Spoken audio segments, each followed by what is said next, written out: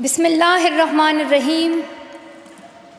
In the name of God, the most merciful, the most beneficent. Your Majesties, Your Royal Highnesses, distinguished members of the Norwegian Nobel Committee, dear sisters and brothers, today is a day of great happiness for me. I'm humbled that the Nobel Committee has selected me for this precious award. Thank you to everyone for your continued support and love. Thank you for the letters and cards that I still receive from all around the world.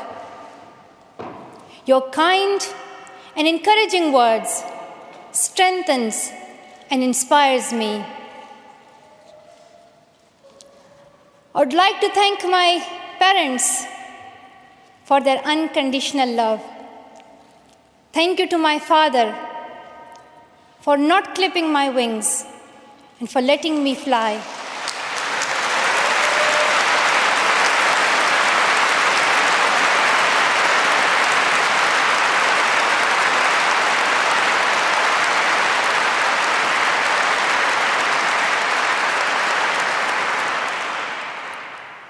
Thank you to my mother for inspiring me to be patient and to always speak the truth, which we strongly believe is the true message of Islam.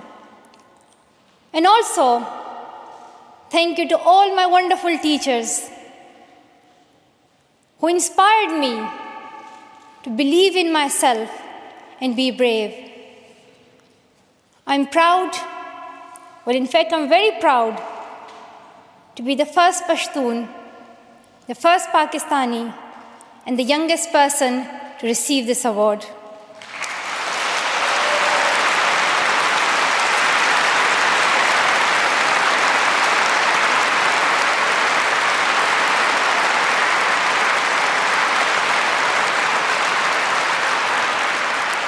Along with that, I'm pretty certain that I'm also the first recipient of the Nobel Peace Prize who still fights with her younger brothers. I want there to be peace everywhere, but my brothers and I are still working on that.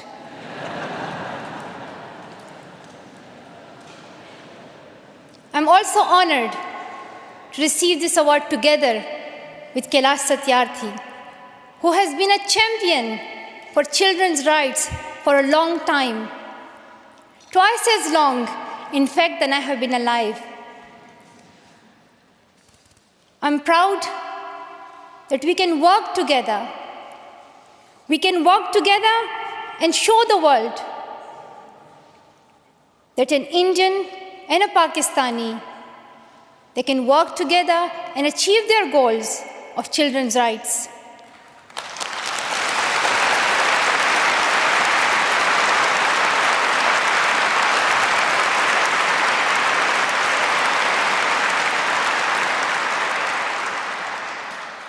Dear brothers and sisters, I was named after the inspirational Malala of Maiwand, who is the Pashtun Joan of Arc. The word Malala means grief-stricken, sad.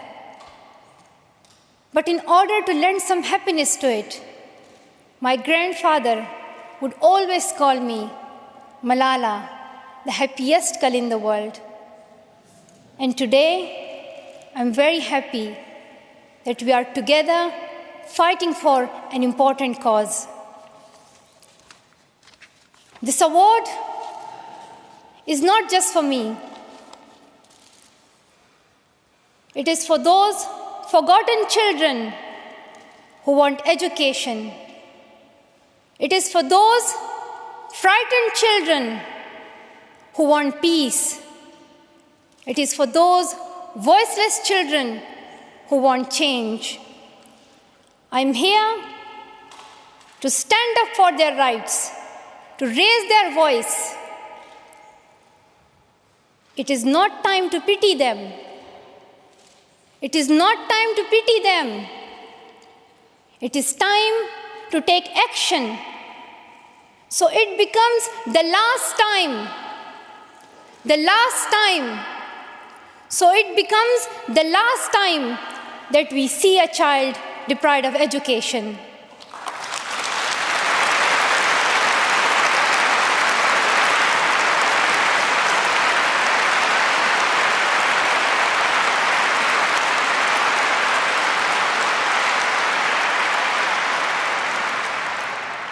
I have found that people describe me in many different ways. Some people call me the girl who was shot by the Taliban, and some the girl who fought for her rights. Some people call me a Nobel laureate now. However, my brothers still call me that annoying bossy sister. As far as I know, I'm just a committed and even stubborn person who wants to see every child getting quality education, who wants to see women having equal rights, and who wants peace in every corner of the world.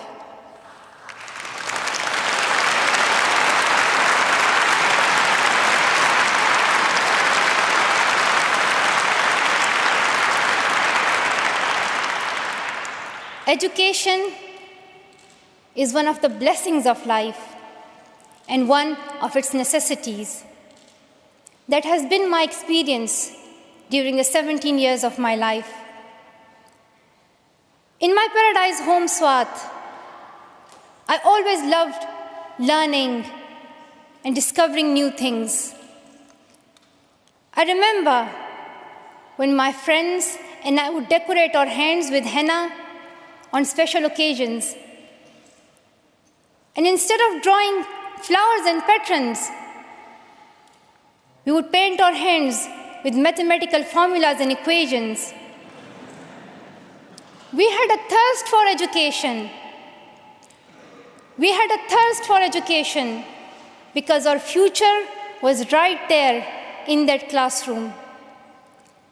We would sit and learn and read together. We loved to wear neat and tidy school uniforms. And we would sit there with big dreams in our eyes. We wanted to make our parents proud and prove that we could also excel in our studies and achieve those goals which some people think only boys can. But things did not remain the same. When I was in Swat, which was a place of tourism and beauty, suddenly changed into a place of terrorism. I was just 10, that more than 400 schools were destroyed. Women were flogged. People were killed. And our beautiful dreams turned into nightmares. Education went from being a right to being a crime. Girls were stopped from going to school. When my world suddenly changed, my priorities changed too. I had two options. One was to remain silent and wait to be killed. And the second was to speak up and then be killed. I chose the second one. I decided to speak up.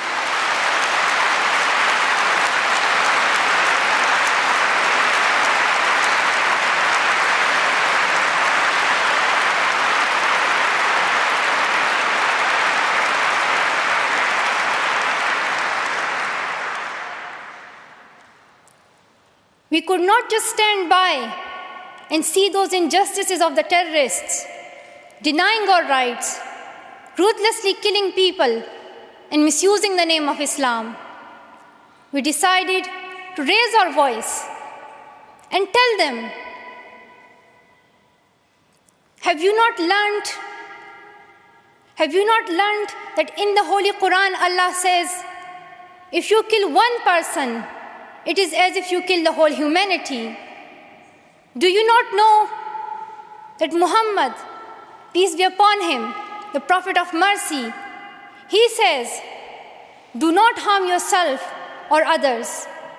And do you not know that the very first word of the Holy Quran is the word Iqra, which means read? The terrorists tried to stop us and attacked me and my friends who are here today on our school bus in 2012. But neither their ideas nor their bullets could win. We survived. And since that day, our voices have grown louder and louder.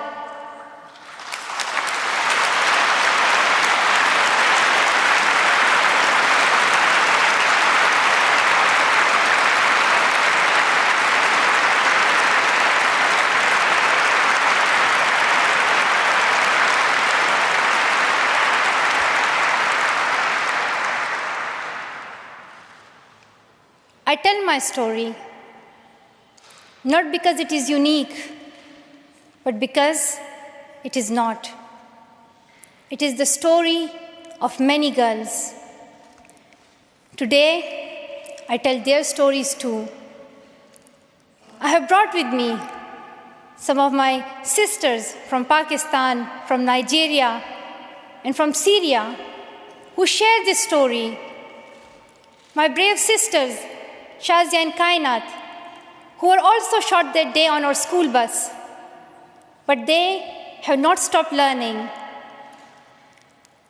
And my brave sister, Kainat Somro, who went through severe abuse and extreme violence.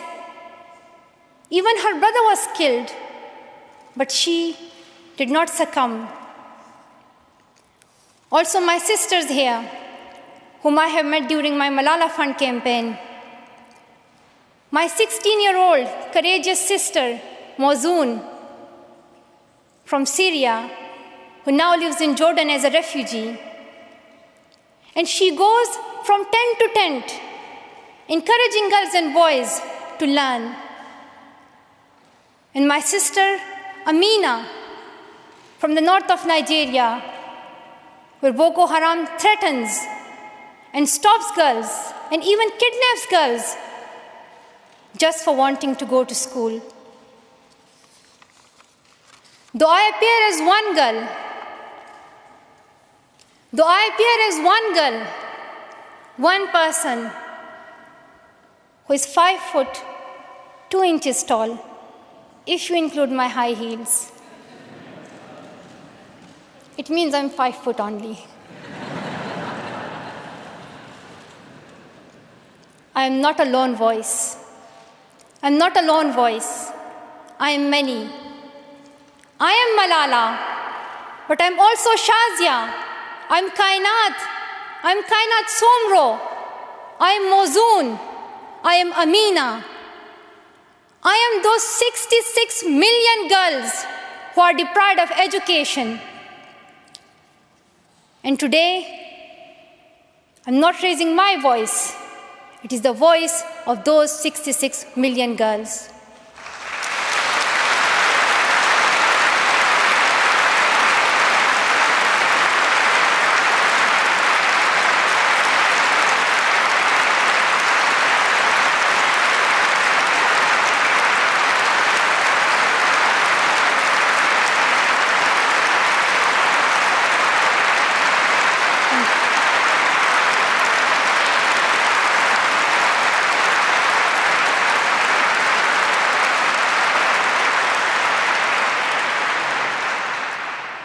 Sometimes people like to ask me, Why should girls go to school? Why is it important for them? But I think the more important question is, why shouldn't they? Why shouldn't they have this right to go to school? Dear brothers and sisters, today, in half of the world, we see rapid progress and development. However, there are many countries where millions still suffer from the very old problems of war, poverty, and injustice. We still see conflicts in which innocent people lose their lives and children become orphans. We see many people becoming refugees in Syria, Gaza, and Iraq. In Afghanistan, we see families being killed in suicide attacks and bomb blasts. Many children in Africa do not have access to education because of poverty. And as I said, we still see girls who have no freedom to go to school in the north of Nigeria. Many children in countries like Pakistan and India, as Kailash Satyarthi mentioned, many children, especially in India and Pakistan, are deprived of their right to education because of social taboos, or they have been forced into child marriage or into child labor. One of my very good school friends, the same age as me, who has always been bold and confident girl, dreamed of becoming a doctor. But her dream remained a dream. At the age of 12, she was forced to get married. And then soon, she had a son. She had a child when she herself was a child, only 14. I know that she could have been a very good doctor, but she couldn't because she was a girl.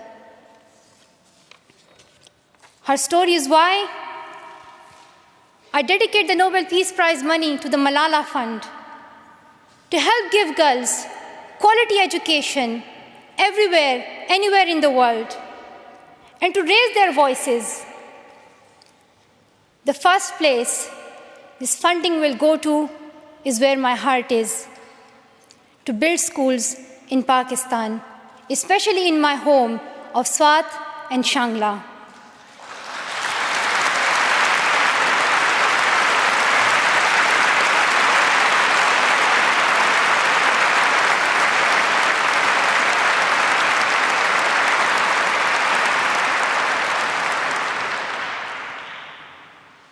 In my own village, there is still no secondary school for girls. And it is my wish and my commitment, and now my challenge, to build one so that my friends and my sisters can go there to school and get quality education, and they get this opportunity to fulfill their dreams. This is where I will begin, but it is not where I will stop. I will continue this fight until I see every child in school. Dear brothers and sisters, great people who brought change, like Martin Luther King and Nelson Mandela, Mother Teresa and Aung San Suu Kyi, once stood here on this stage.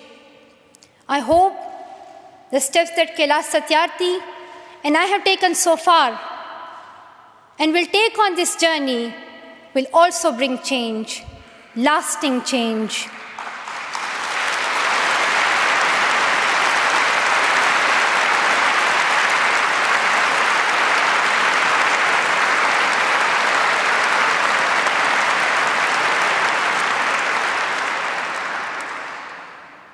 My great hope is that this will be the last time. This will be the last time we must fight for education. Let's solve this once and for all. We have already taken many steps. Now it is time to take a leap.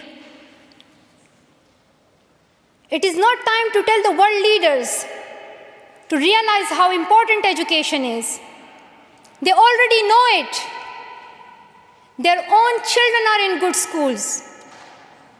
Now it is time to call them to take action for the rest of the world's children. We ask the world leaders to unite and make education their top priority. 15 years ago, the world leaders decided on a set of global goals, the Millennium Development Goals. In the years that have followed, we have seen some progress. The number of children out of school has been halved, as Kailash Satyarthi said. However, the world focused only on primary education, and progress did not reach everyone. In year 2015, representatives from all around the world will meet in the United Nations to set the next set of goals, the Sustainable Development Goals. This will set the world's ambition for the next generations.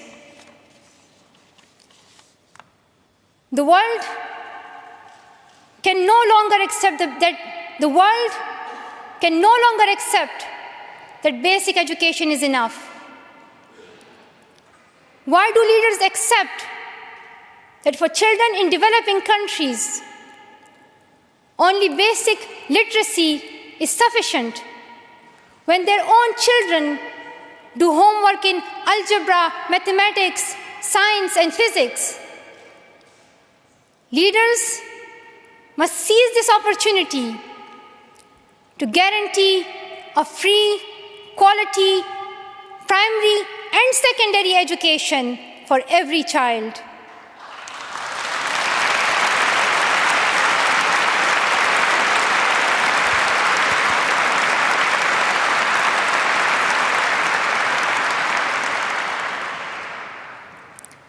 Some will say this is impractical, or too expensive, or too hard, or maybe even impossible.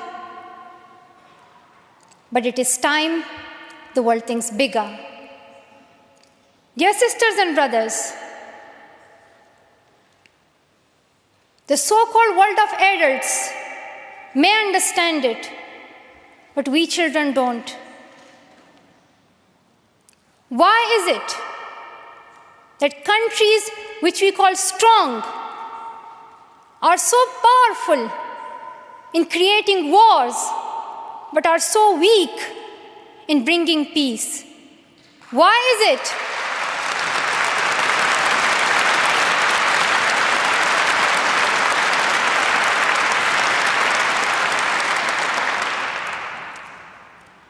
Why is it that giving guns is so easy, but giving books is so hard? Why is it? Why is it that making tanks is so easy, but building schools is so hard? We are living in the modern age, and we believe that nothing is impossible. We have reached the moon 45 years ago, and maybe we'll soon land on Mars. Then, in this 21st century, we must be able to give every child quality education. Dear sisters and brothers, dear fellow children, we must work, not wait.